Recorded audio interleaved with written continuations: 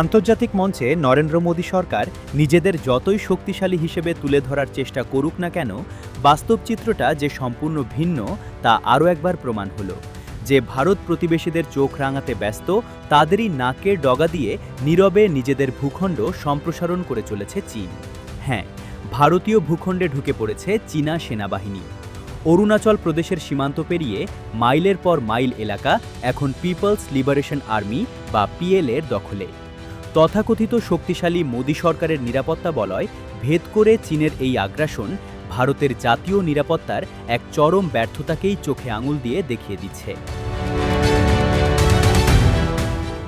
অরুণাচলের আপার সুবনসিরি জেলার আন্তর্জাতিক সীমান্ত বরাবর এই ভয়াবহ অনুপ্রবেশের ঘটনা ঘটেছে। স্থানীয় নাহ আদিবাসী সম্প্রদায় সম্প্রতি জেলা প্রশাসনের কাছে একটি স্মারকলিপি জমা দিয়েছে। তাদের অভিযোগ, বিগত কয়েক বছর ধরে চীনা সেনারা তাদের পূর্বপুরুষদের ঐতিহ্যবাহী চারণভূমি, শিকার অঞ্চল এবং কৃষি জমির একটি বড় অংশ নিজেদের নিয়ন্ত্রণে নিয়ে নিয়েছে। তাকসিং রেভিনিউ সার্কেলের অধীনে থাকা উইং, পানিয়ার, মারপান, পোটরাং এবং তিনদিংতাং এই ৫টি সুনির্দিষ্ট এলাকা এখন চীনের দখলে। এর মধ্যে পোটরাং হ্রদের মতো স্থানগুলো স্থানীয়দের কাছে পবিত্র তীর্থস্থান হিসেবে পরিচিত। ২০২০ সাল পর্যন্ত যেসব এলাকায় আদিবাসীরা অবাধে যাতায়াত করতেন, সেখানে এখন উঠছে লাল পতাকা। সবচেয়ে আতঙ্কের বিষয় হল, চীন শুধু জমি দখল করেই থেমে নেই। গত ১০ থেকে ১৫ বছর ধরে তারা এই তাকসিং সীমান্ত এলাকায় উদ্দেশ্যপ্রণোদিতভাবে নিজেদের অবকাঠামো সম্প্রসারণ করছে। কিন্তু ২০২০ সালের পর থেকে এই আগ্রাসন এক ভয়াবহ রূপ নিয়েছে। ভারতীয় সীমান্তের বেশ কয়েক কিলোমিটার ভেতরে ঢুকে চীনা সেনারা স্থায়ী সামরিক ক্যাম্প এবং পাকা রাস্তাও নির্মাণ করে ফেলেছে।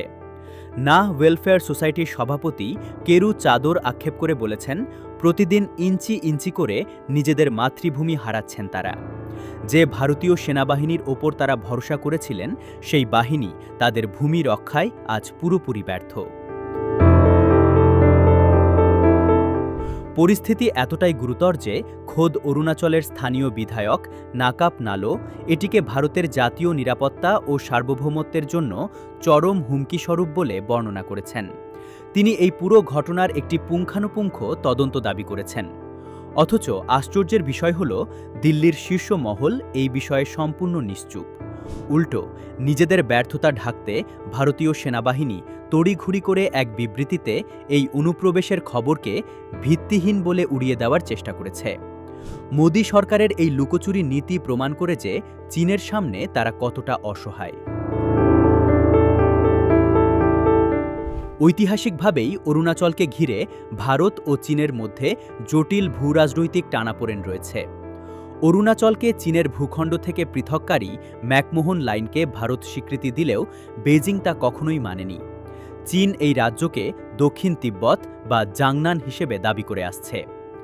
আজ যখন চীনের সেনারা অরুণাচলের গভীরে ঢুকে স্থায়ী ঘাঁটি গাড়ছে, তখন ভারতের তথাকথিত ৫৬ ইঞ্চির ছাতির সরকার কেবল বিবৃতি দিয়েই দায় সারছে। অরুণাচলের আদিবাসীদের কান্না আজ দিল্লির কানে পৌঁছাচ্ছে না, আর বিশ্ববাসী দেখছে চীনের পেশিশক্তির সামনে ভারতের এই নীরব আত্মসমর্পণ।